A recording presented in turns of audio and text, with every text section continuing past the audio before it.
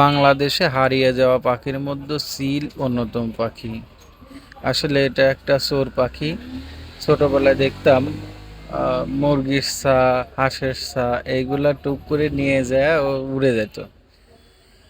এই সেই চিল পাখি যেটা আমাদের বাড়ির সামনে, আমাদের উঠান না, বাড়ির সামনে আর কি। আহ, সকাল থেকে প্রায় আধা ঘন্টা যাবত ও একটা কি যেন ধরে নিয়ে আসছে, ডিম অথবা শামুক কোত্থেকে নিয়ে আসছে, নিয়ে আসার পরে ও টুকটুক করে খাচ্ছিল। তো আমার ফোন তো ওর জন্য রেডি ছিল, টুকটুক করে অনেক জুম করে তো ওর ভিডিওটা করে রাখলাম। তো যারা যারা সিল দেখেন নাই কোনোদিন, অনেকে আছে সিল দেখে নাই, এই সেই সিল, এই সেই শিকারি সিল পাখি যেটা হাঁস মুরগি,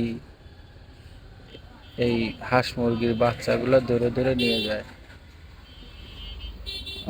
অনেকদিন পরে চিল পাখিটা দেখলাম। আসলে চিল পাখি থাকে আকাশের উপরে, তবে হয়তোবা ও ক্ষুধার্ত ছিল, এই জন্য কি যেন শামুক অথবা ডিম এই দুটার একটা ও ওইখানে পাওয়ার পরে টুকটুক করে খাচ্ছিল।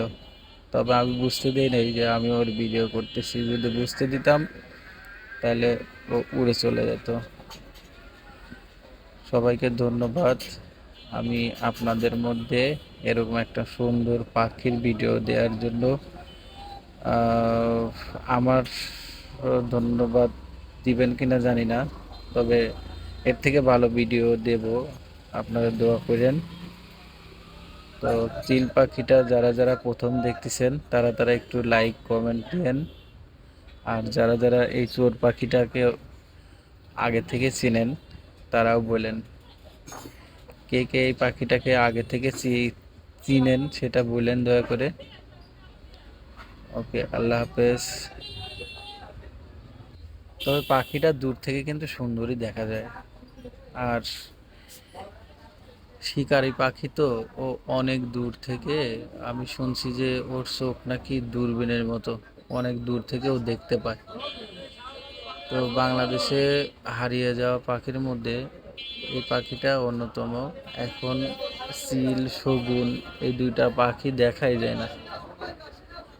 তো চিলটাও দেখা যায় গ্রামগঞ্জে, আমাদের এলাকায় দেখা যায়, তবে গ্রামে আগের মতো শগুন দেখা যায় না। নদীর ধারে যখন আগে ঘোরাফেরা করতাম তখন দেখতাম শগুন, সেই শকুন আর নাই এখন। অনেকদিন পরে এই চিলটা দেখলাম। তবে চিলটা দেখার পরে মনে হলো চিলের স্বাস্থ্য অনেক কম, খাবারের অভাব